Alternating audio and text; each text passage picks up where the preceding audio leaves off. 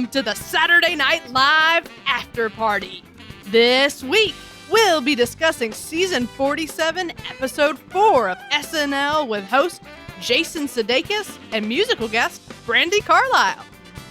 I'm Katherine Coleman, and I am joined this week by Charlotte O'Trimba and LA-based filmmaker Hunter Hopewell.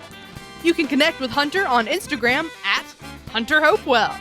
And you can find us at snlpodcast.com. All right, here we go.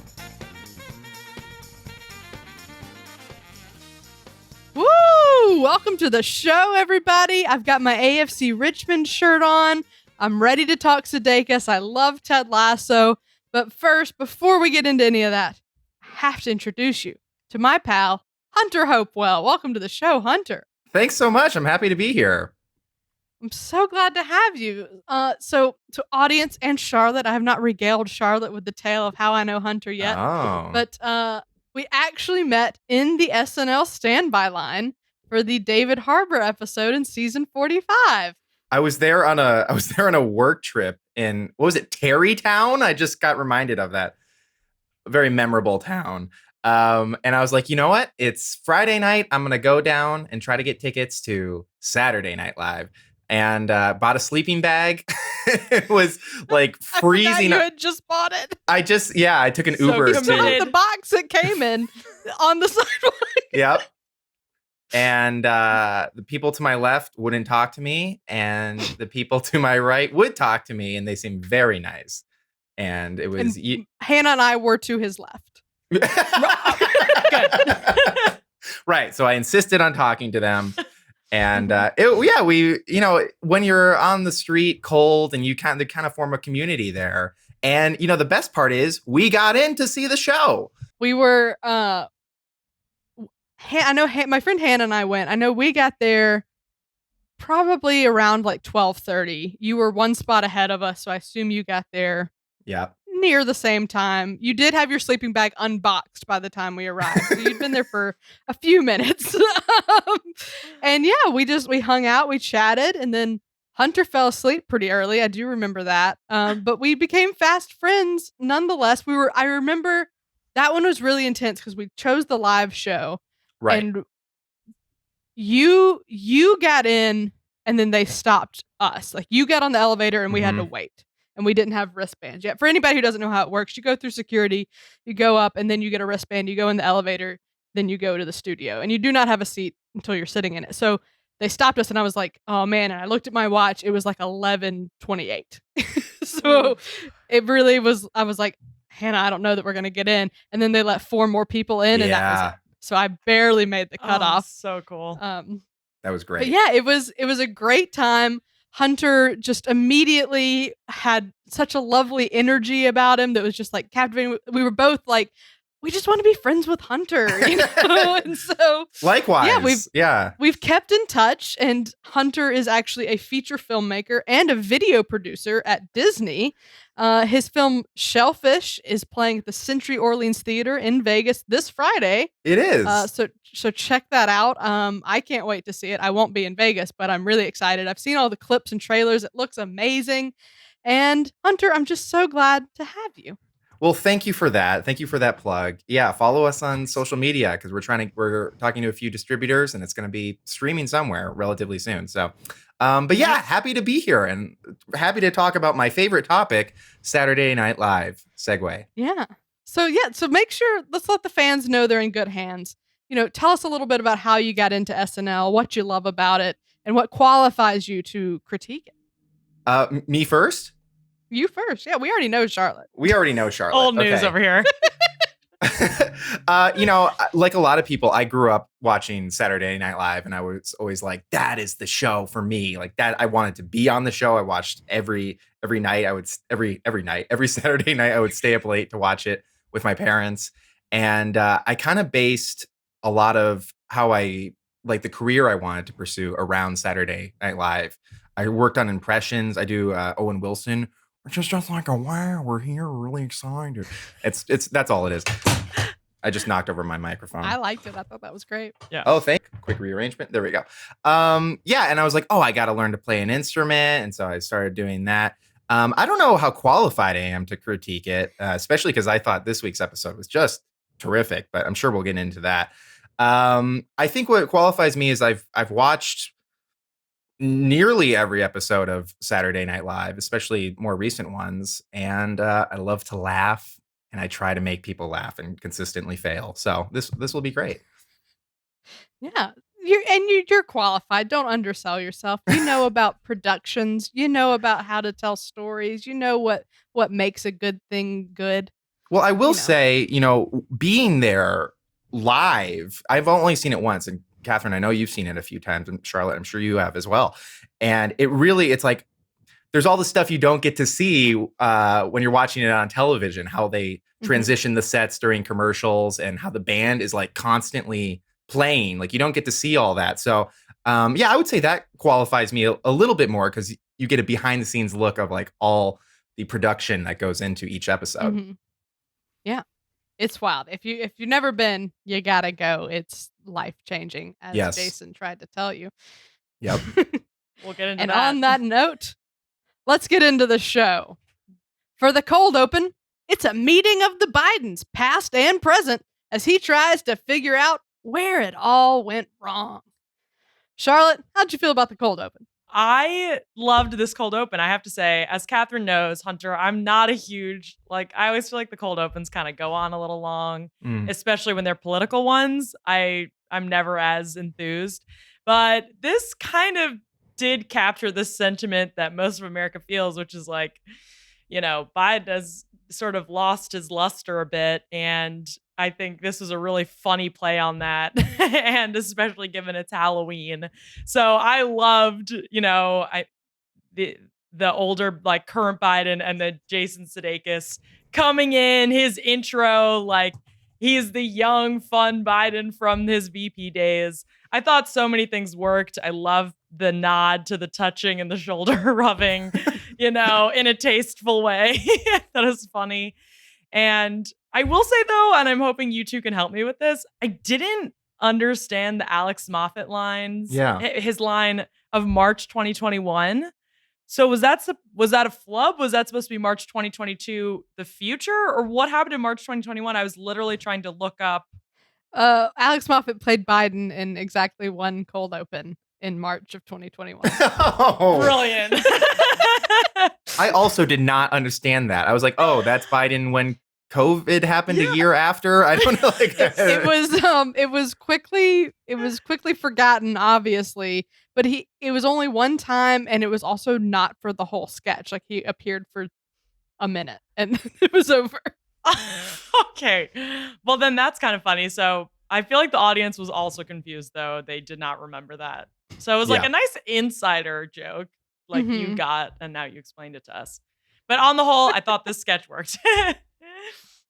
Yeah, well, so interestingly, what I was going to say was, this is the show. This episode overall feels like they made it for the fans. They weren't afraid to say this is for our longtime fans and Sudeikis fans, and so I sort of liked that they were willing to joke about Alex Moffat as Biden. I feel like there was a little bit of fan service. We wanted to see Sudeikis as Biden. We know he was Biden.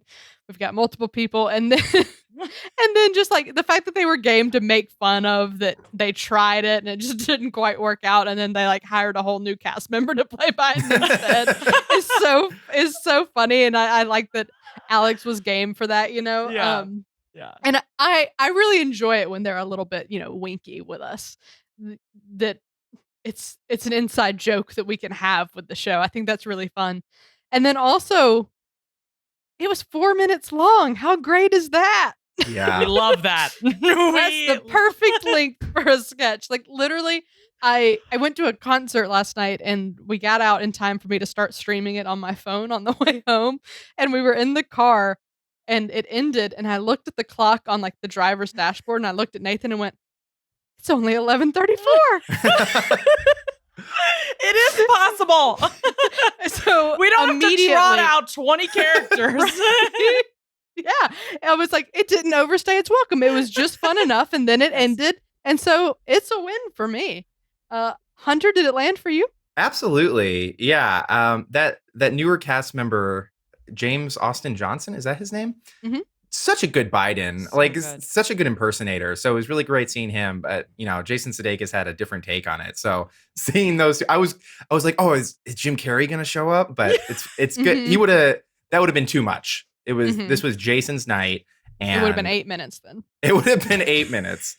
Yeah, it totally landed. I agree with everything you guys just said. It was a lot of fun. Yeah. And from that production standpoint, I'll say it was interesting. They kept Sudeikis' Biden costume pretty minimal to the point he even Mm. had like a hat on instead of a full wig with like a bald pate. Um, and I imagine that's because he had to transition pretty quickly to the monologue. Yeah. All right. Well, that's the cold open. Let's keep going to Jason Sudeikis reminding us all of the magic that has happened in that room in a Ted Lasso level heartwarming monologue.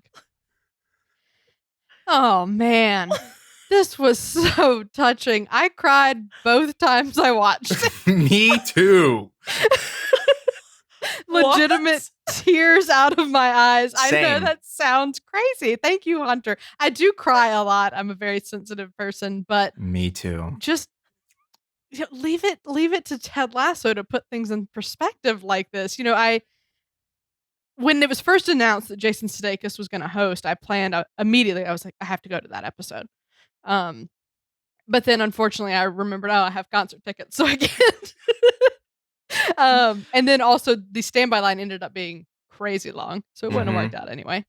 But damn, I would have given anything to have been in the room when he said, look around and think about everything that's happened here. Because just Hunter and I just talked about it, but like just being in there is an incredible magical feeling because you do feel like this is the room where it happens, right? Like this is everything, and you see all this stuff happening.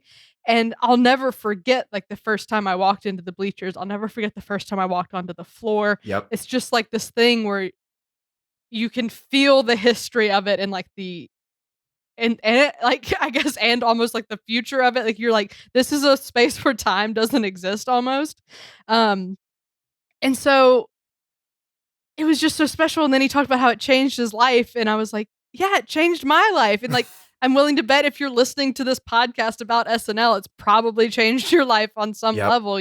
Like I have my friend Hunter because of SNL. I have deepened friendships because of SNL. So it showed me my love of comedy. It made me want to be a writer. So this was nothing about the comedy of this is what I even want to talk about.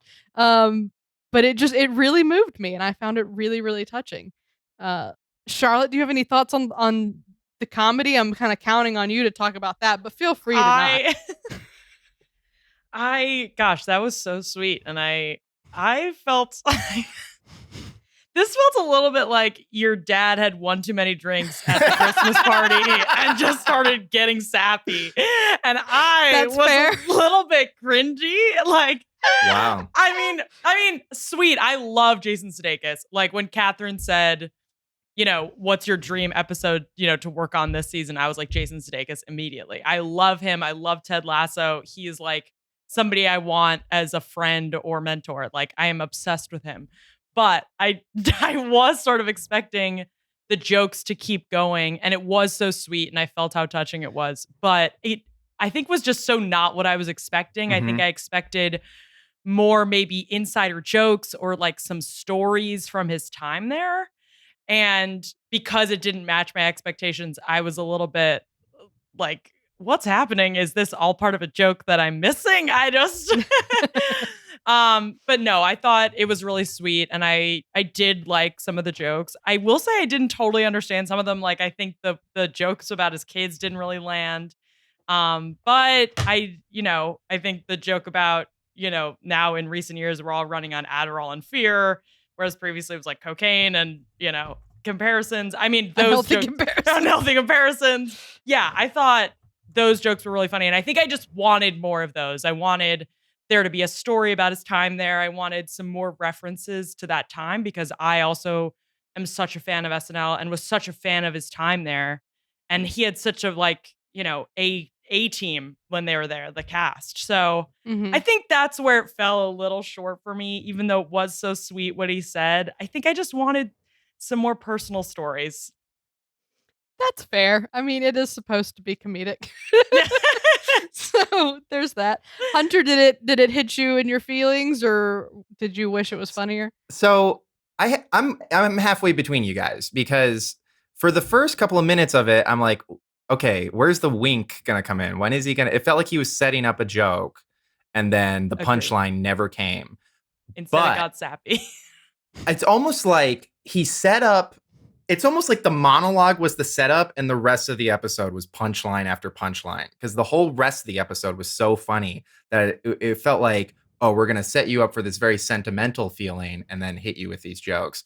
So like you, Catherine, I did cry at the end, which I was not expecting, because I was kind of like this. I'm crossing my arms in case you can't see it. I was crossing my arms, and then I was like, oh, now I want to give him a hug, because SNL, like you said, it is so special to so many people. And if you think about the amount of comedians, world famous, world class comedians that have gotten their start there, I mean, that's where the magic happens, and it's like a comedy factory of good, genuine people. So I don't know. Probably my favorite monologue of the season, even though it started out as my least favorite. So I don't know. Yeah, it is interesting. Like, it's all about what you expect and how willing you are to go on this like sentimental journey with him, right? Mhm. Like, I can easily see, like, to your point, Charlotte, where you're like, no, that's not what I signed up for when I turned this on, and that's totally fair. Um, I always love it when they're heartwarming, but there could have been maybe better, you know, belly laugh punchlines up front that made you more comfortable with that shift. That's totally fair. I guess you're right. It did feel like, I think I totally agree, Hunter, with the way you said that, where it's like it all felt like a setup, and then the setup was this like drawn out sappy thing. And if it had been all those punches, like you said, Catherine, like super belly laugh punches, then I would have been ready for the sappy at the end. I feel like Mhm. I took a bite of something and it wasn't flavored enough. And so I kept taking more bites thinking it would get better, and it didn't. And then I just was like full, but unhappy. That's like how I felt after the monologue. All right, well, a monologue that leaves you full but unhappy. Sorry, I sound like such an asshole. Like, I love Jason. I love SNL. I didn't mean it to be like. I just love that phrase. That's how I'm going to review every sketch I don't like. Let's keep going into the first sketch. What is the matter with these kids on the science room? Hunter, did you enjoy this one? This is my favorite sketch of the night. Yeah, Mikey Day wrote this one with Jasmine Pierce, Streeter Seidel, and Cecily Strong. And like, it's just, the writing is so funny. It's just like every line is a joke. And we've seen this sketch before. It's a recurring sketch, but it's always funny. And I think this was my favorite time, especially Kyle Mooney might be my favorite cast member, especially when Kyle comes in and he has to admit that he's the father of his son. And Jason just totally shames him. Jason shames him in multiple sketches in this episode. There's a theme in this episode. There's a theme, a great theme, because he plays it so well. And it's so, and like, I don't know how they do it, but Cecily and Mikey Day just like transform into children.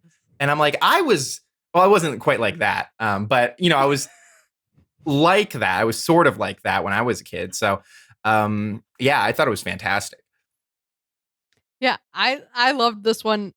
I've loved all of the science show ones. I think the Sam Rockwell one's still my favorite. Still a great one. But I just love, as someone who used to teach science to children, the accuracy of this. Like, oh my God, it's painful. You try to be so patient and like so like chill, like we're just gonna learn, and then you try to set up these questions in the most leading way possible, and then you get to the point where you just want to yell, "What in the hell is wrong with you?" Like, They always predict that everything, like, what do you think's going to happen? It'll explode. And then some little shy kid in the back gets scared that it's actually going to explode.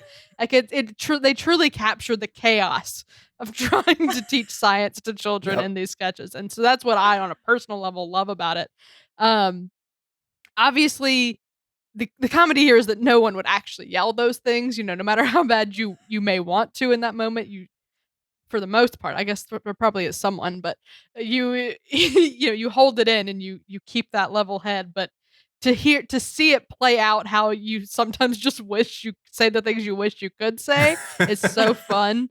And yeah, so I love this. I like how they changed it up from previous ones with having the parents come in. Like, that made it a little different. So it was really great stuff.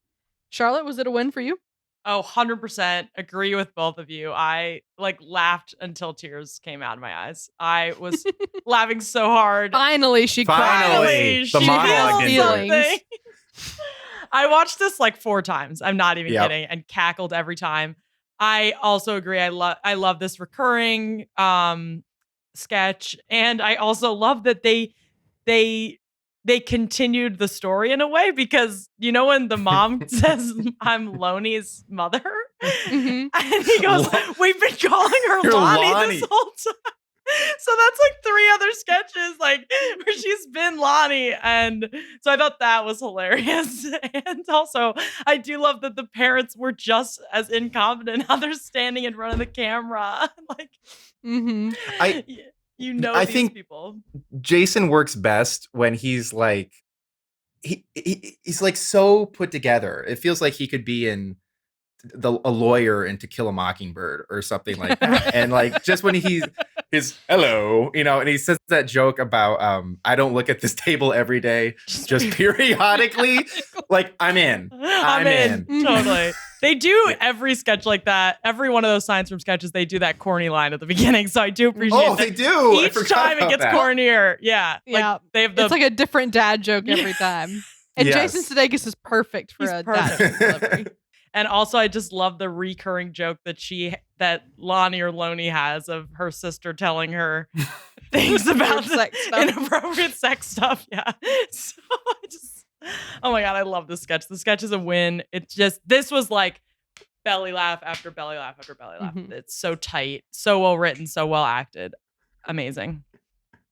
But now let's talk about the Lonnie thing. Because when I watched it and he said, Lonnie? I've been calling her Lonnie the whole damn time. Everyone broke. And I realized he wasn't looking at cue cards anymore. And I thought, did he just improvise that? Oh. And then I got on Instagram and Melissa Villasenor said, yes, I messed up the line and called her the wrong name. And Jason just ran with it. This is incredible. This makes it so even better. So now this means every sketch after they do this again, she's gonna have to be called Lonnie. Right? I've been calling her Lonnie. Just what an A+ instant reaction from him to give the most iconic line in the sketch. That's it's incredible. Genius. I'm so glad you saw that, Catherine. Wow, that just made this even better. Everybody, I'm looking at a still from it right now. Everybody's breaking except for Jason Sudeikis who's saying the line. That's so great.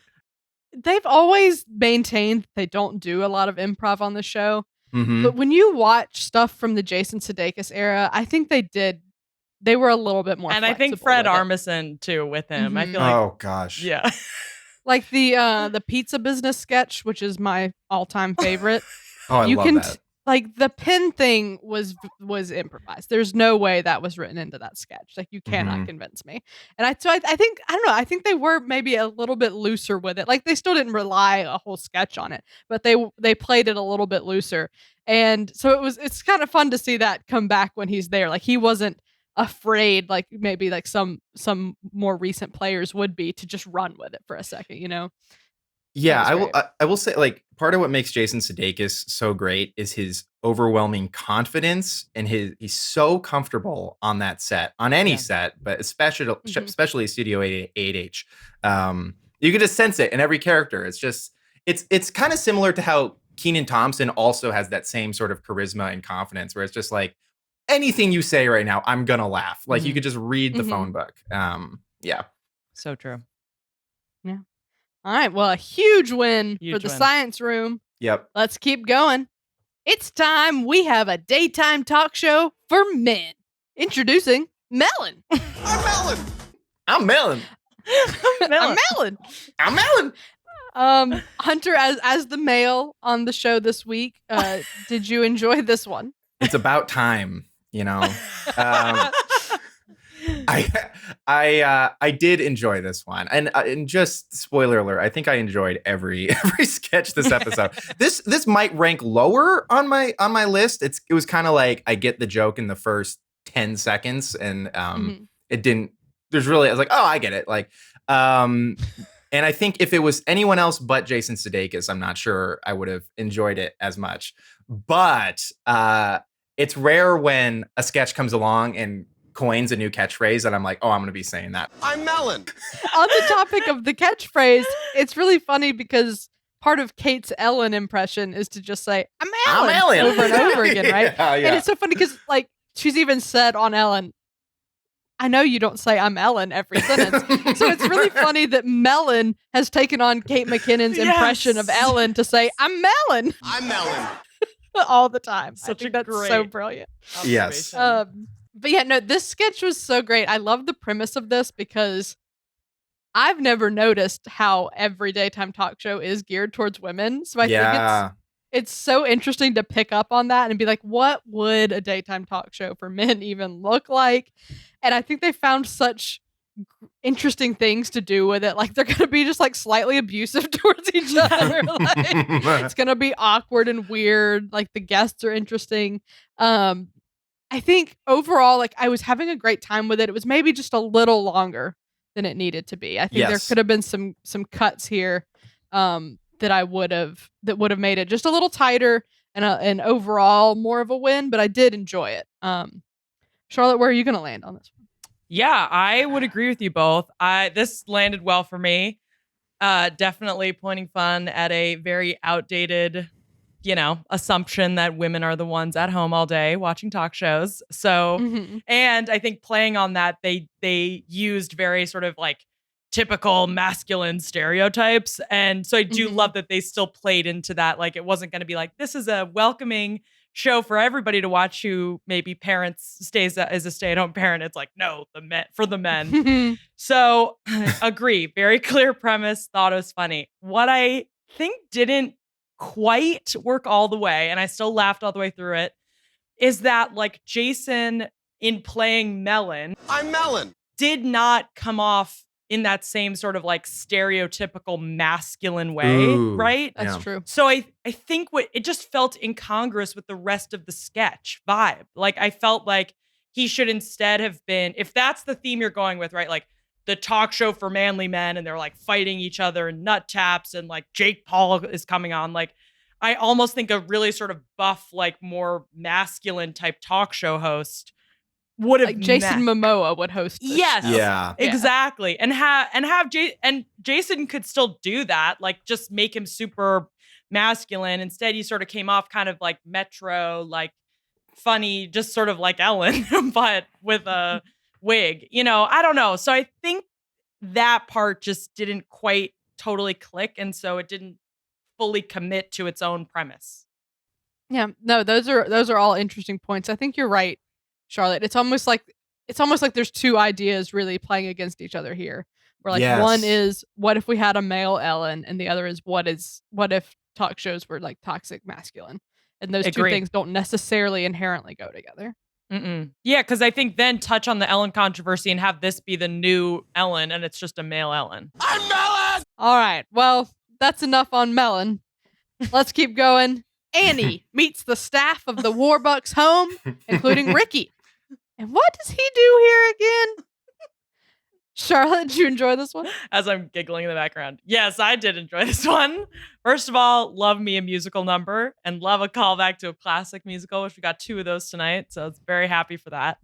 I loved this concept and the premise and everything. And I think Jason Sudeikis as this like creepy, like mob type guy, sort of, if you picture like I Got a Guy, you picture Ricky, or So I thought that was really fun. I also want to give props to Melissa Villaseñor. Her portrayal of Annie, another amazing acting performance of looking like a child and committing to it's really not easy to act as a child when you're an adult. There are just so many things that children do. They're always moving, they're looking around. They really captured all of that. So yeah, I loved this. I would say I think what I wanted is this is so small, but you know when he said it's not what you think, and then he's like, it is people. I almost wanted to like stretch that out a little or something. Mm-hmm. I don't know. I'd be curious to hear what you two think. Like, it almost felt like they gave it away too soon, or if they were gonna give it away sooner than show then make more references to it, or like I don't know. I'm not expressing this clearly, but I'd be curious to hear what you two think about that. I just felt like something fell a little short at the end, and I didn't get the total payoff that I wanted. That's fair. No, I think that's a really good point. Drawing, like, it was very funny for him to say that and then immediately like say no, but it is humans. But if they had drawn it out and maybe listed like, well, is it lions? And he's like, nope. Is it elephants? Nope. Right. Mhm. Yeah, So like is it gave a couple humans? of clues. Yeah. Like that could have been a maybe fun, yeah. Hunter, what'd you think? Yeah, this was one of the longer sketches of the night, and I liked it. I liked it as well. But yeah, I agree. It was another one where I feel like I got the joke very soon, and they could have cut it a bit shorter. But again, like set design and costume design on this one was great. A.D. Bryant also really like shined on this episode. Like what is she? She also does swimming or whatever. The maid and swimming. Like, Random. Yeah, I don't know. Like, also, like, why is Annie topical right now? Not that every sketch has to be topical, but it's just kind of random. There was a little miniature at the beginning too. It kind of felt like a Wes Anderson movie at first, which was kind of fun. Yeah, I don't know. Not my favorite. I'm probably going to forget about this sketch, but Jason's character was fantastic. And yeah, maybe the obvious joke is that, yes, Mr. Warbucks eats people. And it would be great if it was, I don't know, something a little more clever than that. That said, I did laugh. So yeah, maybe it's like if they had taken it one step further, like he eats people and he's in this like cult that meets once a week and they have like this sacrifice thing. It's almost like it needed a couple more punches. Yeah, no, I'm sort of middle of the road on this one too. I'd say it's definitely my least favorite of the night. But I don't know, once y'all started talking, it made more sense, like maybe what was missing from it. But at first I was like, okay, yeah, it's just not made for me. Like I don't love Annie. I haven't watched it in many years. So I was like, was there a mysterious man that they like never discussed? And like this is just where they've decided like what he must be. And then I was like, okay, or no, it's just like a commentary on like conspiracy theorists who think this is what rich people are like. So basically I overthought the shit out of it and like prevented myself from enjoying it for what it was. But even so, like just like an Annie sketch is already not my cup of tea. So it was just fine. But I think you're right, Hunter. Like maybe if he had also done like more things, like if they layered on things, and maybe not to rewrite the sketch, but like, you know, if it maybe spoke more to like a current thing of like, does this mean he's in QAnon or something like that? Or not in QAnon, the people that Q tells on, or what, yes, you know, whatever those people are called. Like maybe that could have made it a little bit more interesting and had more places to go with it. Yeah, I have an extreme nitpick that I'm remembering. I think the last line of the song that Jason says, he says, they say, we have but one request. And he says, don't look in the, and I thought he was going to say ice chest because that rhymes. But he says freezer. And it like didn't land.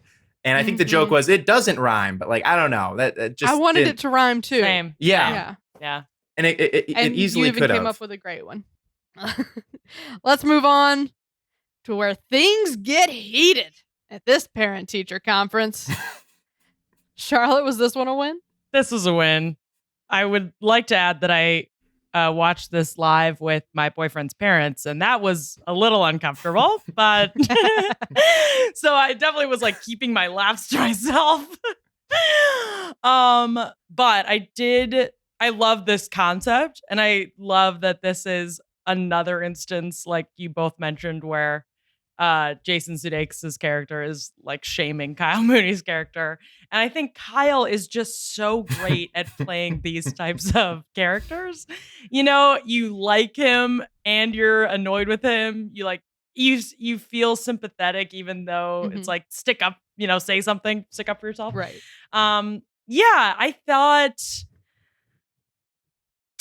think something happened towards the end where I don't know. I almost wanted like I don't know. I almost wanted to watch maybe the writing, or maybe it was like it just something transitioned to when she got up. It just felt like a bit of a forced transition. So I don't know if maybe that writing on the chalkboard wasn't really the next step or beat. I really liked the moments where they were flirting. Like that felt very real, and that's why it was so funny and sort of cringy. And so I think I wanted it to stay in that world. And I didn't love that it went so far into this like, almost BDSM like kink. Well, so it's really interesting because I was enjoying what they were doing at the chalkboard, and then like it makes sense for this to ultimately end with them like doing it on the desk, right? But what's interesting is that those two beats would have room to be so much funnier if this were like on stage at UCB, because it's like this is a really great heightening move, but it's going to get taken down by standards and practices, right? Like you cannot do and say the things you want to say in either of those two beats because it's going to be on network television. Yeah. So there's probably like a lot of room for jokes in that chalkboard section that NBC is just not going to let you do. So it is interesting because I think those were really heightened. But yeah, so I mean, I had fun with this one. I really liked this one. The premise isn't my favorite of the night, but they found really fun things to do with it. Like I said, I love the chalk beat. I love how things got more direct. Like I actually was really having fun with that, how it was a little coy and then like it just got more and more where they were just full on flirting and like about to have an affair in front of her husband. And I thought Kyle's performance was amazing. He nailed all those stutters and the awkwardness of it was great. And then there was actually a great blackout line with the callback to the fraction thing. Yeah. Yes. So yeah, I really liked this one. Hunter, what'd you think? I really like this one too. It's probably my second favorite of the night. But Charlotte, I completely agree with everything you said. And what you said too, Catherine, but more in line with Charlotte on this one. Okay. Yeah, the premise was really great, and it got to about the maybe 2/3 in. I'm like, okay, end now, because like you said, as soon as they got up, I was like, it's like bending what would happen in reality. And as soon as they stand up, because he says the line, she goes, "Wait, are you mad at me?" And the camera does this like push-in on him. And he's like, "No, why would I be mad at you?" Like, okay, I'm still with you. And then they stand up and he's like, "I want you to write, I'm a bad girl" on the chalkboard or something. And I was like, that would never happen. He could have had her write something like, I don't know, still kind of flirty. Yeah, fraction, something with plausible deniability, but like it's just everything's kind of thrown out the window. That said, like all three actors like made it work, but I definitely would have preferred if they didn't cross that line. That feels like the more obvious choice to do that, and I wish there was something a little more. Maybe Kyle Mooney starts falling for Jason Sudeikis too, and he's jealous of the wife, or something like that. I agree. And I think you brought up that line. I remember now. That's where I really lost them. "Are you mad at me?" That felt like such a break in character, but that's what I mean. It was like a weird transition. It was a weird transition, but I guess that was supposed to transition into that like role play type thing. And that's where, that was the moment it lost me too. Yeah. Okay, so a little bit more middle of the road, but still some fun to be had there. Let's move on. Are you a man? Do you make mistakes? Try Jake's Nonstick prescription underwear for men. And Hunter, again, is the man on the show this week. Is this an issue that you personally struggle with? Tell us. Let me say, as a very manly man myself, it's really like the Melon sketch. This really spoke to me. This was another one where I was like, "Is this what I think they're saying?" And then they show that egg slipping down a man's crack, and I'm like, "Oh my god, that's what they're saying." I would like, clearly multiple people have been in this situation. This isn't a common occurrence. At least not for me. Maybe for yourself. Speak for myself. Jeez. Very funny sketch. I think the visuals, like the graphics department, really made this one work. Just like I said, that sunny side up egg going down a man's butt is like so funny. This one I would say is just weird enough that it works. I for my own pride, I'm going to say that I don't really relate to this one. But we've all been there in one way or another. Sorry, I'm thinking about it. That you have to throw away your pants and all the other stuff and throw it out the window. Like, just silly, just pure silly. And I'm not going to discourage silliness at all. So fair enough. I like that it's ultimately a worse option. That's right. Fun. Yes. But no, this is such a great concept for like a fake product to make an ad for. But sort of to your point, Hunter, I just wish they had been more direct about it.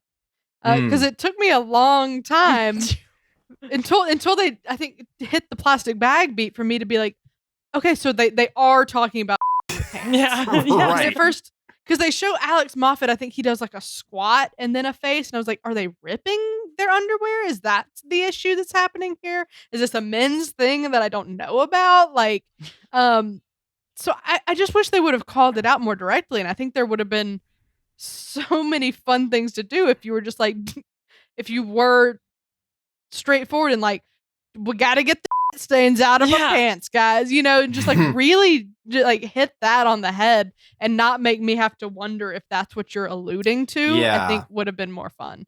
But I love the specific of the plastic bag because as someone who used to have like some bladder problems, I've put underwear in a plastic bag many a times at work. So like whoever wrote this has experienced this and I appreciate that. And so now I've embarrassed myself. Charlotte, what did you think? I agree. Anytime you've that level of specificity is when it is so funny, and the visual, and then later they call it back, and that you've ruined your whole pants.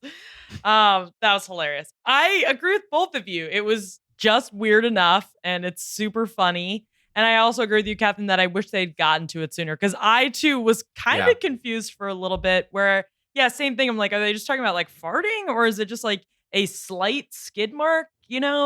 I don't know. Because then, like, why would you need a pan? And then also just like me actually trying to think about like putting those pants on literally had me stuck for a while. I was literally like, so are you putting on like a pan?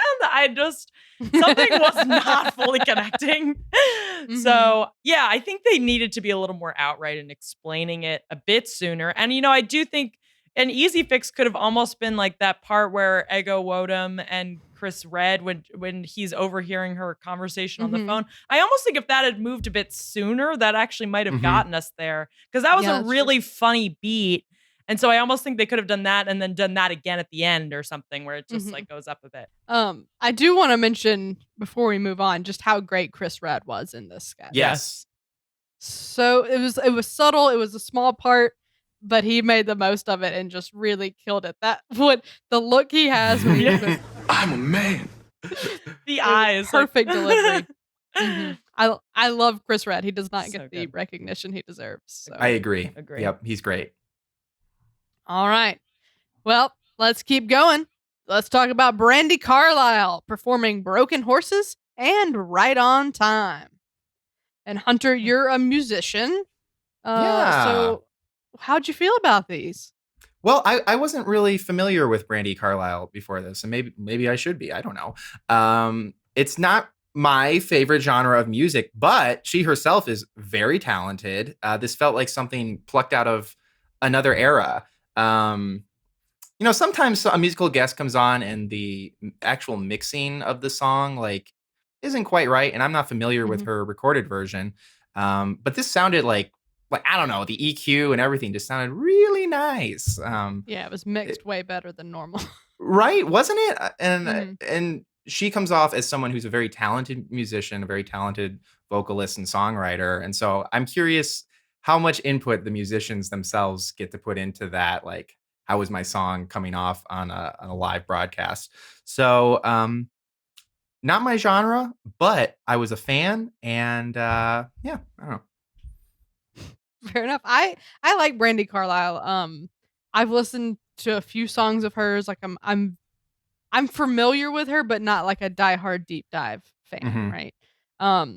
So both of these songs were actually pretty different from the ones that I have heard. All of the songs of hers I've heard are much more sort of acoustic or maybe even piano, more singer-songwritery. And these were had much more of like a rock and roll vibe to them. With, a little sprinkle of country thrown in there too. Yeah. But so this was very different from what I was expecting because I haven't listened to her new album yet, but I really love this side of her. I thought that both these performances had such great energy and I just love the feel they had and were so fun.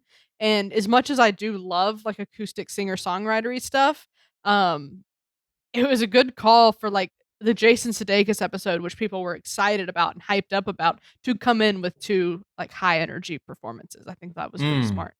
So yeah, I really enjoyed the music being made. Charlotte, how did you feel about Brandi? Agree with both of you. I loved her. I also was not familiar with her, I'm embarrassed to say, but I looked her up and she has like 15 Grammy nominations. Oh, really? Yeah. And so hugely talented, obviously, and, successful. And I just love her vibe too. I mean, she's so cool and just this great confidence and energy. And I just loved everything about her. I loved her look. I loved just the simple setup, and I loved her sound. I mean, this made me want to listen to her. So I guess that, is great. Let's talk about Weekend Update.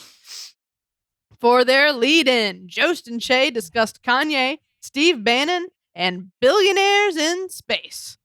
Charlotte, was Update a win this week? Update was a win this week. I think the last time I came on for the Kim K episode, I said how it was kind of lackluster. Man, they found their groove again. And I felt like there weren't even any dead ones, where I don't really chuckle because I'm like, oh, no, like that didn't work, or like cringy or something. I really thought there were a lot of wins. I really loved the Kanye jokes, and I loved the like callbacks. I loved this is the part of the pandemic where we're just winging it, and and let the head of the CD or FDA is now Lil Wayne saying to mix and match, and that J&J's vaccine for kids is Capri Sun. Just a lot of wins. I really loved it, and I loved the energy. So total win this week. Nothing more to say. Those are probably my favorite jokes, and yeah. Oh, and the Smash Mouth bit. That was so random and funny and just well written. So huge win this week. Interesting. I'm going to take a different take on this one. I thought this one was very up and down. It was like a roller coaster to me. Like there were moments that were great, and I thought like that's a zinger, nailed it, perfect, like belly laugh jokes. And then there were a couple that I was like, ugh. I didn't like. So like the ones that I really loved there were two. They were both from Che. They were just super savage. Like perfect delivery, perfect writing. The first one, the head of Chicago's police union is urging officers to defy the city's vaccine mandate, which is weird because usually Chicago police can't wait to take the shot. A+ joke. Fantastic. Yes. Yep. And then the second one was After trying for several years, the New York City Commission voted to remove a statue of Thomas Jefferson from City Hall. They were finally able to remove it by telling the statue there was a hot black lady outside. Amazing. Amazing. But for like every one of those, there was like the Walmart joke. Walmart announced that members of its Walmart Plus subscription service will be able to take advantage of Black Friday sales 4 hours early. Experts believe it could be the most violent gathering of Walmart shoppers since January 6th. Which is a good joke. But as soon as he set it up, I knew where it was going. And you could hear even people in the audience start laughing way before he got to the punchline. Yeah. Mm-hmm. Because it's just like, it's not that it's a bad joke, but it's a little well tread, right? Mhm. So it was a little all over the place. There were a lot of really good jokes and a lot of jokes that just didn't land for me. So this one was uneven, in my opinion. Hunter, where are you gonna land? Yeah, I think I'm with you, Catherine. That joke about taking the shot was the best joke of Weekend Update. That was so funny. I also liked when Chase said, what it was. I was just thinking about it. Oh, you talk about Kirsten Cinema, who hates the spotlight. Yeah. The way he said that was so I love good. when he gets sassy. So funny. Yeah, very sassy. There were a couple other jokes in there that, like, a joke about the Giants. Like, if I keep betting on them, I'm gonna have a Lose broken arm both. and a. Yeah. That's not funny to me. I don't care about the Giants. Maybe if I they're did New York, like that right? one, though. New York Giants. Who cares? Like, I don't know. Maybe that's topical, but I'm not a sports guy. So yeah, I don't know. Smash Mouth. You guys said it all already, but yeah, this is kind of Okay, so a little bit more mixed reviews on Update. Let's talk about the one and only feature tonight. The Devil, here to take credit for all of his latest creations. This one was exciting. This is one people were talking about all week. So another moment of sort of fan service. You know, everybody was, which characters are they going to bring back? You're going to do a couple when an alumni comes on, right? But what will they be? And I'm so glad that this was the one, because I think it is so perfect after the last few years we've had. Like, the Devil has to address the hell we've been through. So this was super timely and very welcome. The perfect choice of all the characters you could have. This had to be it. So that was amazing. And I love that they went there with Colin and Scarlett. That was so funny. Amazing. That I got big belly laughs out of the Colin and Scarlett stuff. So yeah, more fan service, more playing to people like us. And that's just a good time for me. Charlotte, did you enjoy seeing the Devil? I would agree with you. And I have to say, I was very excited when he came on because I, recognized it. And I thought tonight was a really big win. And funnily enough, I went back to watch some of the past ones, and I didn't find the past ones that funny. They were sort of lackluster, and I felt like they punched this one up in a great way. And I love that the whole shtick about the Devil is that there are even things that are too offensive for the Devil. and so I do love that's sort of an unexpected take. And I do love that's part of it. And I agree with you that I loved that they're playing to it. And I love the Colin interaction. I will say, speaking of tired jokes, I do think the Florida joke was such a obvious sort of tired joke. Yeah. Where something sharper could have gone in there. Like, he could have gotten Shay involved, that would have been really funny.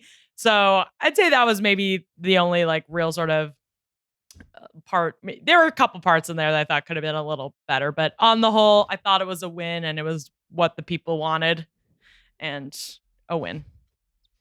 Fair enough. Hunter, what did you think? Yeah, Charlotte, I'll agree with you that the past Devil bits, I've never really found that funny. And I'm sad to say I did not find this one funny either. It felt it did feel timely, which I do like that, but it was another one where it's like I get it right from the get-go. And yeah, a lot of the jokes felt obvious to me, like the Florida one, or even that, was it QAnon that's worse than the Devil? Is that what they were saying? Yeah. And it kind of feels like a Mad Libs of like insert, like they said, Prince Andrew is in hell, like insert name here. And it's like kind of the same bit every time. I'm not sure there's much. If this was the first time I had seen it, maybe I would like it more. But because I know the shtick already, and yes, we're all aware that, 2020 was hell and 2021's not much better. I was just kind of like, I don't know. Maybe I don't want to think about hell on earth. Yeah. Maybe it was hard to laugh at that. So yeah. Yeah, I think that's totally fair. Like I had fun with this, and it was a win, but there definitely could have been some sharper, wittier jokes here for sure. All right, well, that's that. It was a very short weekend update. Yes. Pretty much solely, I imagine, to make room for the next sketch. What's up with that? What's up with that? Hunter, were you glad to see what's up with that? Yes. This is like my favorite like running sketch ever. I really wish Bill Hader could have been there for this one, but that's okay. So that aside, really funny. I mean, Kenan is one of my favorite cast members, and I haven't watched Succession yet, but I should. But it was great seeing the other two there too. Yeah, this isn't my favorite episode of What Up With That. I always liked it more in the beginning when it was like, it really felt like I think when Robert De Niro was on, or Al Gore, it really felt like they might not actually be in on the joke. And now it's kind of hard to do it because we all are in on the joke. Right. But it's still fun. And seeing Jason do those moves and then Fred Armisen come in with the saxophone, that just never gets old. Yeah, we actually heard him talk as the dancing jogging man this time, didn't we? I don't think we usually hear that. Yeah, they added a little bit in. He gave up so much room in his hosting episode to just dancing. I guess they had to throw him a bone. Yeah, What Up With That is so fun. And in most cases, if there's a recurring sketch and it follows the exact same beats, I would complain about it. I'd be like, you got to make it new. You got to freshen it up. You got to find something new to do with it. But what Up With That gets a pass. Like, they can do the same thing. He's going to walk up to the camera. He's going to walk back. He's going to see someone on his way back. And then Jason's going to come in. And then they're going to, like, it's the exact same thing. But I love it because it's so goofy and fun and just stupid. And they use it sparingly enough, especially now, that I'll go along with it. You know, I'm not tired of it. We saw a version of it on SNL at Home, but we haven't seen a proper version of it in quite a long time. So I like that. And again, this is fan service. This is what we wanted to see when Sudeikis is back. Yep. And I love how they handled the Lindsey Buckingham situation. I thought that was so fun. And I love that they didn't try to explain what was happening. Like, if you had never seen a What Up With That, you would have been like, why does he keep saying this guy's Lindsey Buckingham? They were like, people know what the sketch is, and if they don't screw them, it's not for them. You know, like they were comfortable doing that. So yeah, this was a big win. I was having a blast with it. Charlotte, did it win for you? I'm really sorry, guys. I don't find these funny. No, I'm so sorry. My mom hates them. They go on so long. I'm just like, what? I don't get it. I don't get what's funny about it. Like, I'm really sorry. I love Kenan. All the ingredients are there. I love Kenan. I love Jason Sudeikis. I love Fred Armisen. And instead, I have to watch singing What's Up With That like 25 times. 25 times. I want him to come in and do it. I don't get it. It's not a win for me. So freaking long. Stop. So freaking long. That's so good. No, I think that's fair because this one is largely about just getting you to go along with the ride. Like, it's not going to be punchline, you know, it's not going to end up in like some crazy town. It's just going to be this, and you have to be willing to be like, yep, this is fun and stupid and goofy, and I'm just enjoying dancing to the song and laughing at how they're going to interrupt the guests this time. And if that's not what you're looking for, then yeah, there's not a lot here as far as like writing a sketch goes. But I still like it. Yeah. You guys go watch them all day. I'll just skip it. That's fair. Well, let's keep going. Writing the Declaration of Independence is a very important and serious task. But, like, what if we just put a dope-ass treasure map on the back? Charlotte, did you enjoy this one? I did enjoy this one. It's so goofy and weird, and just I did. It's just like it's weird enough that you just accept it, right? And and I loved the moment, the beat where he said, it's not for like kids, it's for adults. Like as if that's the problem. And I love how they all slowly get on board with it. And then I love the beat of people coming in from the future. I think what works with this sketch is that when the idea is so ridiculous and then the whole sketch just like commits fully to it, that's when it really works. So I thought this worked. I will say it wasn't like my favorite of the night. I wasn't cackling or anything, but I thought it worked and I thought it was funny. And I do think Andrew Dismukes, he came on as sort of this young, he always just looks young. So I think that worked for the character too. And this idea and just like some annoying young guy at, trying to prove himself. So I think all of those themes worked. Yeah, I love the idea of the sketch. It's so fun to talk about. Okay, so we have this kind of idea in society that there could be a map on the back of the Declaration of Independence, right? And like, how would that have gotten there? I think that's very fun, and it feels like a very Andrew Dismukes idea. Yeah. I didn't think it heightened enough. Like I thought they could have just found ways to make it more active. Because by the end of the sketch, we've just watched people stand around a table. Mm-hmm. So like, we had, I think Kyle was meant to be playing Benjamin Franklin. So we could have had him, because like in National Treasure, right, they have to get these special glasses from Benjamin Franklin, right? So like if he would have said, well, actually, I have this invention, and just like found new ways for people to get on board with it, I think that could have maybe made it a little fun. It felt more active, and just had a little more going, just more stuff like that. Because I thought this was such a great idea and so much fun to think about. It just didn't reach the heights that I thought it could have. I would agree. Yeah. And then to not have Nicolas Cage. Thank you. Yes. Doesn't he live in New York? Yeah. Even if he doesn't, how are you? Someone has an impression. You can tell me James Austin Johnson can't do a Nick Cage impression? You're right. Yeah. You're going to have people from the future, and none of them are going to say anything about Nicolas Cage. No, you're so right. Because I agree. When I was watching it, I did think the same thing. I also hated how at the end, the map they showed was like super simple. Yeah. And that was the whole point, was that it was not for kids. So I guess Not that was for supposed to be kids. funny, but I would agree. There needed to be some more active Anna Nicolas Cage. So yeah, I think Adie Bryant was weirdly the best part of the sketch. Like she's the part that actually made me laugh. But agreed. The whole time I'm thinking, okay, this is going to be a play on National Treasure. Mm-hmm. But then they start saying stuff like there needs to be a gadget guy and another guy. And I'm like, okay, that's not in National Treasure. There's only 3 people in National. There's only 3 people. One of them is a lady too, and they never even mention.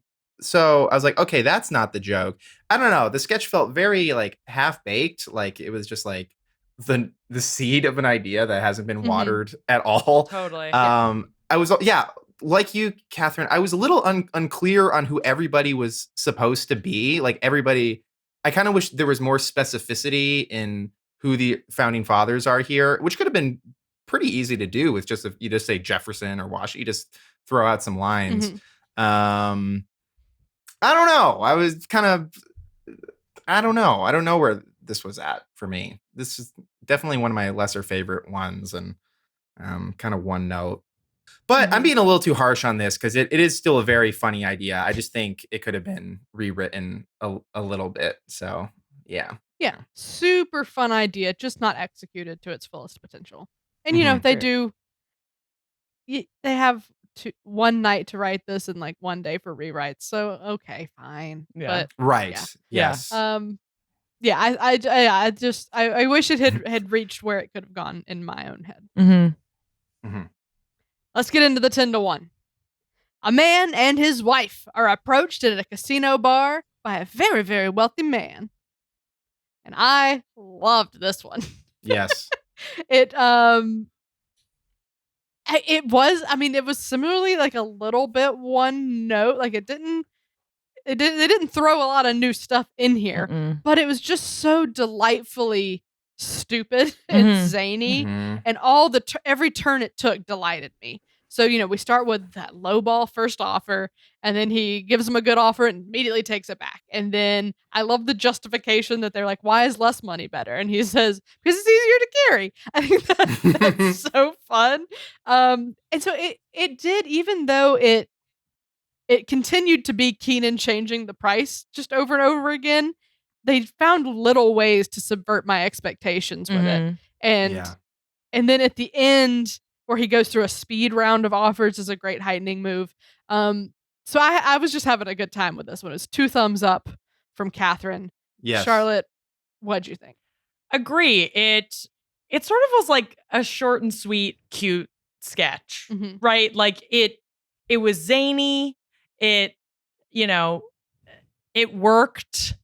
It was simple in a weird way, and the expectation. I like how you said they sort of subverted my expectation. I wasn't expecting all these quick changes. I thought it was a very good sketch, and I think Kenan makes it, right? Like if that had been, I think Kenan, because Kenan's so lovable, I will automatically really like the sketch, right? Like even if I don't love it. Unless it's what up with that. Unless it's what's up with that or what up with that, and I will just change it. But that's okay. I still love Kenan. I guess I can't really think of like a critique at all. I will just say it wasn't my favorite, but it was sort of simple, clean, and a great, sketch to put in the show. Right? It's like a nice goofy one to end the night on. Yeah, exactly. And it was goofy. I like that it was goofy. Hunter? Where are you I'm right there with you guys. I think it's always fun ending the episodes at a bar because it feels like last call. I grew up in Las Vegas, so it was nice seeing. I'm actually in Vegas right now visiting my dad, so it was nice seeing Vegas in it. And Kenan, like I alluded to earlier, has such a comedic energy to him that the audience starts laughing just as soon as he walks onto the set. And I'll be real. Kenan's like I said, one of my favorite cast members. Most of his characters are kind of the same guy who's like about to break, never does, and kind of has this smirk like he's up to something. And I just love it. Like, we all know that face. Yes. You all know the face. Yeah, like it's just so good. And this one did heighten. Like this one had like some arc to it, and it I don't know. It's such a simple sketch. It's hard to say too much about it, but very funny and very light and like a nice after dinner mint or something. To this episode. Yeah. Chocolate on your pillow. Yeah. Yeah. So this was the chocolate on the pillow. The monologue was the meal that left you full but not satisfied. I'm hungry. We're doing it. Charlotte hasn't had dinner. Okay, that's the end of the rundown. Let's talk about our overall thoughts and ratings. Hunter, what's your moment of the night? My moment of the night is a moment we already talked about, and it was already my favorite moment. And then Catherine gave some more insight into it, and it's the Loney. Is it your Loney Lonnie? Took my moment. It's so. And there's a moment where everybody starts breaking and the audience is right there with them. It's right. The sketch heightens to that moment. There's an arc to it. It's just, mwah! It's just so nice. So that sketch I could see going down as maybe a classic one. Like I said, that was my favorite of those science classroom ones. So yeah. This is not what I had written down for my moment of the night, but now that you've said it, you're right. That's the moment. Sorry, Charlotte. Could have just said, Charlotte, you want to go first? And then I would have been the winner of moment of the night. Because it's a competition. We're all winners tonight. You still are the winner because you get to make it unanimous, which is a special, great thing that doesn't often happen. True. So, but I thought about like Sudeikis appearing as Biden because it sort of told us like, oh, this is going to be one for the fans. And then I thought about, I don't know, there's that moment in the monologue that made me cry. Yep. But is that really like the moment of the night? But you're right. The moment is hands down the Lonnie Lonnie moment. And then knowing it was improvised makes it that much better. Yep. Charlotte, what's your moment? Yeah, pick something unique. Guys, that's the moment of the night, though. Like THE, all capitals, the moment of the night. Now that we know it was improvised, yeah. Oh my God. Just such an incredible sketch. I'm going to watch it again after we finish recording, and I'm going to laugh again, and I'm going to laugh even harder watching this. The faces. Chef's kiss. Amazing. Perfect. I rewound that moment so many times. Like I've watched each person's face as they like heard him say. We've been saying that name the whole time. I mean, now, and I just love that moment has now changed the trajectory of this recurring sketch, because I really hope they adhere to that new rule that was created, which is that her name is Lonnie from here on out. I just really hope they do, because it was an incredible moment in and of itself, and then more incredible now that we know it was improvised. Yeah. Capital THE, the moment, a rare unanimous moment of the night. I don't remember a time that's ever happened. So, go team. This is a treat. Let's talk about best sketch. Obviously, Science Room. Hands down, Science Room. Gonna watch it, as I just said, again after, and I'm gonna send it to everybody I know. Best sketch of the night. Okay, I've given it away. I said right up front, Science Room was the best sketch of the night. And I think a close runner-up is the parent-teacher conference. But as we've said, for me, and I think for Charlotte too, it kind of hits this point halfway through where it broke reality too far for me. So Science Room, great all the way through. Okay, I'm gonna have a different take. If sorry, you can't choose be unanimous this time. What's up with that? I will leave this room. Ooh-wee. I'm not going to choose what's up with that or /what. Well, then I changed my answer. Swear to God. I was tempted to go with the monologue because it was such a standout moment for me. But is that the best sketch of the night? Like, no. So I'm actually gonna give it to the casino proposal. It was wow. It just really delighted me. It was wild and crazy, and I had a good time with it. Okay. But Science Room is second place, an honorable mention. All right, well, let's talk about MVP. Hunter, who are you gonna give it to? You know, I want to pick a cast member, but I got to give it to Jason Sudeikis. I mean, he made this episode magical. And, you know, he was such a strong player when he was a part of the cast. And to see him come back, bring back these memorable characters and introduce new ones who are, you know, also very memorable. It was just, it was my favorite episode this season. And a big part of that is just my love for Jason Sudeikis. But there were also some really great standout performances from the cast. So it's a tough call. Charlotte, who are you going to give it to? I would have to agree with Hunter. I also wanted to choose a cast member, but the reality is Jason Sudeikis was in almost every sketch and really did make this show. And also, my personal love and admiration for Jason Sudeikis also informs that decision. And I was so excited to see him come back. I was a huge fan when he was on SNL. And I'm a huge fan of Ted Lasso and just a huge fan of him as a person. I just want desperately to be his friend. And I'm so happy that he is my choice for MVP. And Jason, if you're listening, why don't you come over for dinner and we'll be friends? He's amazing. Come on over. Yeah. Sudeikis is great. I was so excited for him to host. I love Ted Lasso. But on that note, a little sad there were no Ted Lasso cameos. Yeah. I wonder if that was on purpose. Do you think? Maybe. I don't know. Do you think maybe they wanted to purposely make it about his SNL time and not about I don't know. Yeah, I mean, maybe he was like, no, I don't want to do a Ted Lasso sketch. You know, that's always possible. But I actually am not giving my official MVP to Sudeikis. That was a lot of lead into it, but it's actually what? I would love to, but I want to point this out because I've mentioned already on the show, he doesn't get enough recognition.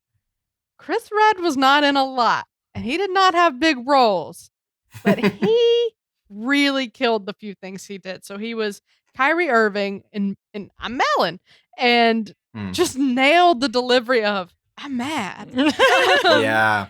And then The in surprise the boxers, vaccine. God, we didn't even talk about in that. the boxers sketch, like fantastic with his interactions with Ego and the faces he was making. Yeah. And then in What's Up With That, what a delightful little dance move he was pulling off. And then when he like came across on the bottom of the screen, I loved it. I thought Chris, for having not a ton to work with tonight, sold every line he was given. And I just think he's such a fantastic performer. So Yeah. to have him get those moments that every single one of them got huge laughs, I was really loving it. So I was like, you know what, Sudeikis, he's had his moment, but I'm gonna throw a little love Chris's way tonight. It's a great pick. Now for the big one. On a scale of classic, great, decent, weak, or train wreck, Hunter, how would you rate this episode? Oh, okay. I'm going to go with great. This is a great episode. There were too many sketches that were just okay for me to say it was classic, and maybe it'll become a classic in time, but just a really great, solid episode. Great host, really great musical guest too. So yeah, great. Yeah, I think I'm gonna land on great too. I don't know, it's sort of close to being decent for me actually. Because I think if you just look at the sketches and take away the excitement of it being Jason Sudeikis, it's not a standout fantastic episode. Like there were several things that were more middle of the road for me, but there were a lot of things that I really liked. There was a lot of fan service here that I loved, and it was Jason Sudeikis, which I was so excited about. So that all puts it into great territory for me. And yeah, a great's where I'm landing. Charlotte, how about you? I'm going to agree with both of you. I also thought this landed at great for me. Similarly, I thought there were some sketches in there that could become classics, but there were one too many that were just okay.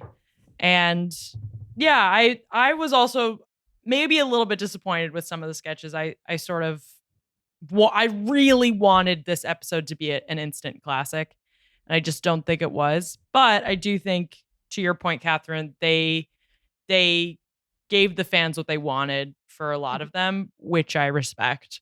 All right. Well, a big episode with it's always a tentpole episode when you have a alumni, especially one with as much heat on him as like Ted Lasso and all those Emmy nominations and wins got him.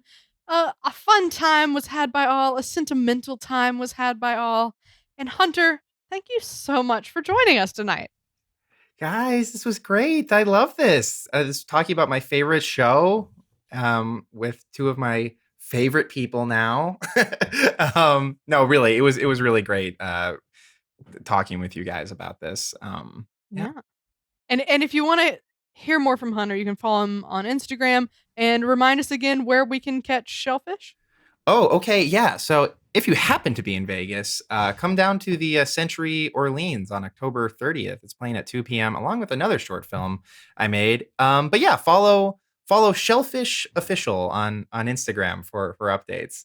It'll be getting distributed. I didn't even ask at the top of the show, but can you give us just the pitch for Shellfish? Oh yeah. Thank you for letting me do this.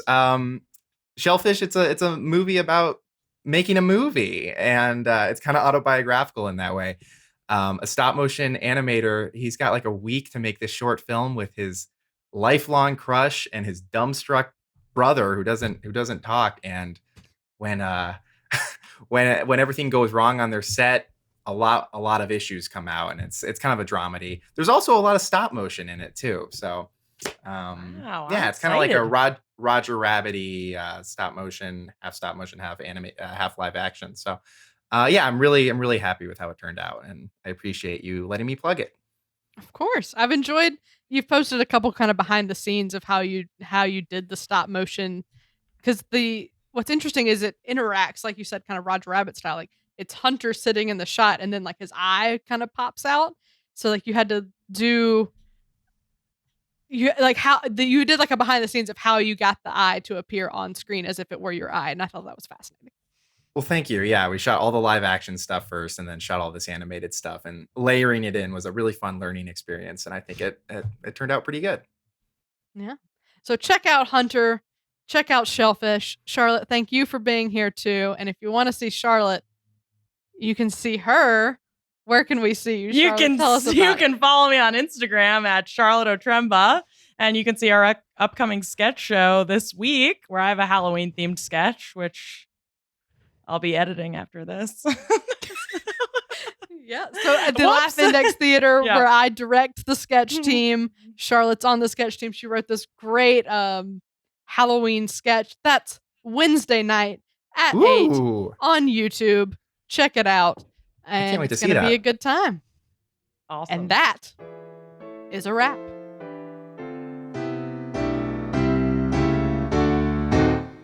Thanks to Hunter Hopewell and Charlotte Otremba. And thanks as well to our most generous patrons, Sam Bowers, Neil Weinstein, Justin Gardner, Grace Kogan, and Brian Clark. If you're enjoying our show, please subscribe on YouTube or wherever better podcasts can be found. Your subscription helps us grow, and your support is greatly appreciated. We'll be back in 2 weeks when SNL returns with host Kieran Culkin and musical guest Ed Sheeran, assuming he gets over his COVID in time. But until then, this has been episode number 145 of the Saturday Night Live Afterparty podcast. I'm Catherine Coleman. That's my story, and I'm sticking to it.